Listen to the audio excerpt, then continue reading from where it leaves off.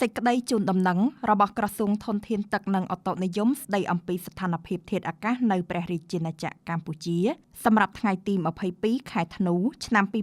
2025សម្ពាធទាបដែលកើតនៅសមុទ្រចិនខាងត្បូងមានឥទ្ធិពលខ្លាំងលើរបបខ្យល់មូសុងអេសានដែលបក់មកលើអាងទន្លេមេគង្គសមុទ្រកម្ពុជាសមុទ្រអាណ្ដាមែននិងលើព្រះរាជាណាចក្រកម្ពុជាស្ថានភាពបែបនេះនឹងធ្វើឲ្យនៅព្រះរាជាណាចក្រកម្ពុជាចាប់ពីថ្ងៃទី22ដល់ថ្ងៃទី24ខែធ្នូឆ្នាំ2025នៅតំបន់វាលទំនាបសីតុណ្ហភាពមធ្យមអបបរមា20អង្សាសេនិងសីតុណ្ហភាពមធ្យមអតិបរមា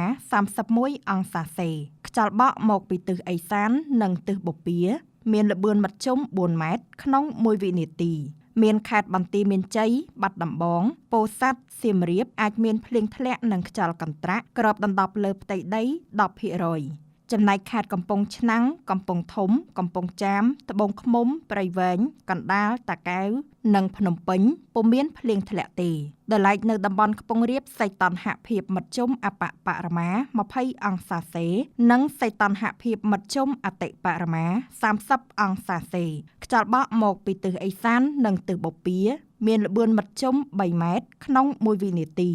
មានខេត្តកំពង់ស្ពឺឧត្តរមានជ័យព្រះវិហារក្រចេះរតនគិរីមណ្ឌលគិរីបៃលិនស្ទឹងត្រែងជួរភ្នំដងរែកនិងតំបន់ជួរភ្នំក្រវាញពុំមានភ្លៀងធ្លាក់ទេរីឯនៅតំបន់មាត់សមុទ្រសីតុណ្ហភាពមធ្យមអបបរមា20អង្សាសេ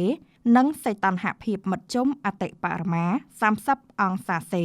ខ្យល់បក់មកពីទិសឦសាននិងទិសអាគ្នេយ៍មានល្បឿនមធ្យម5ម៉ែត្រក្នុង1វិនាទីមានខេត្តកោះកុងព្រះសីហនុកំពតកែបនិងជួរភ្នំបូកគោពុំមានភ្លៀងធ្លាក់ទេ